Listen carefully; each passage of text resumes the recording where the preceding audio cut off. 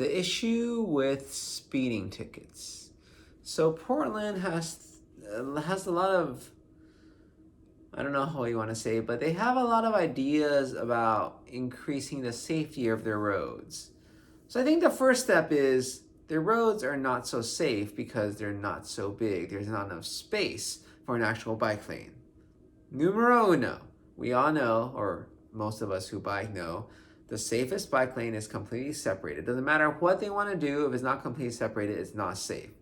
Because drivers do things like park in a bike lane, sort of borrow the bike lane, whatever term you want to use, but they don't respect the bike lane unless they physically can't get in, then they have to, right?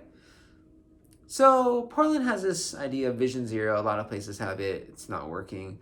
San Francisco does it too. But the idea is that they want to try to come up with methods to make it safer for people on the road, drivers included, but pedestrians, bicyclists, because they don't really have much protection from cars. And the thing is, they do a lot of speeding tickets or a lot of tickets when you're going too fast, or that's what they think. They think slowing down people driving is going to make things safer. I would say it depends, right? The issue with generalizations is that they don't apply to everybody. The issue with generalizations, again, is that they don't apply to everybody. But apparently, people only tell me that. And the government, nobody ever tells them that, right? Because if you think about it, right? So I like to make conclusions from little things.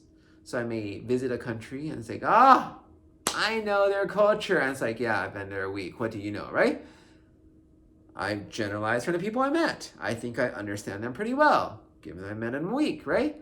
But the thing is, if you think about laws and rules, they're often generalizations, right? So the idea is that slower speeds are safer. And I always say that's true to a certain extent, right? Somebody who's a very skilled driver probably is safer driving at 70 an hour on a freeway than a stereotypical old lady driving at 60 on a freeway. Because she just has no reaction time, because we all know as you get older, the reaction time gets slower, right? Her vision's not very good, especially at night, right? And peripheral vision, good luck with that. She can't turn her head too much. I don't know what it is about old people, but apparently turning their head makes them dizzy. Hopefully I never get old. But yeah, so he's probably safer driving at a faster speed than her driving at the speed limit, right? So decreasing the speed doesn't solve the issue. She's still driving at the speed limit, drive 50, it's still the same.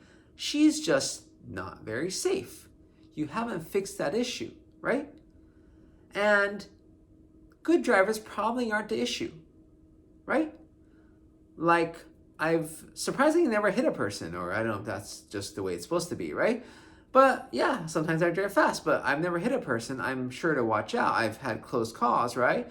But somehow it's always been caught, right? And I think it has partly to do with the skill. I mean, some of it's luck, but skill matters. And I think the issue with having these rules, right, to change everybody's behavior in a certain way is that you're actually not necessarily changing the system, changing the issue. Because I think the issue is probably a few key bad drivers. They cause more issues because people try to go around them, all this stuff. And then lo and behold, boom, somebody's trying to go around this person driving 10 miles an hour on the road, and they cause a crash. Yes, that person's at fault. They should have looked, blah, blah, blah. But maybe if you got rid of that lady driving 10 miles an hour, that wouldn't have been an issue, right? And picking out the problem children is always very difficult. And so instead of picking on somebody or saying this particular group, because in America you can't pick on any particular groups, right? The old people, they're represented by AARP, a very powerful lobbying group. So yeah, old people could drive. I mean, we all agree it's not safe for people above a certain age to drive, but who's going to say that if they want to be in office still, right? You want all the old people not to vote for you? And I think that's one thing that's very interesting in America. There's some people who are the problem when driving, but you don't do anything to them, right? Like, drunk driving is supposedly a big deal in America. We're supposed to be very strict at stopping drunk driving, but many people drive drunk. Sometimes they make the news because they killed somebody and then they got caught. But do they just get caught randomly?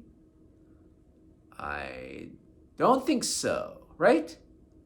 Why are they allowed to drive when they're drinking alcohol? Why doesn't everybody need to have a mobilizer in their car?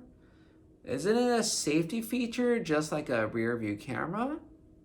I mean, I think many people could do fine without a rear view camera if they have some skill.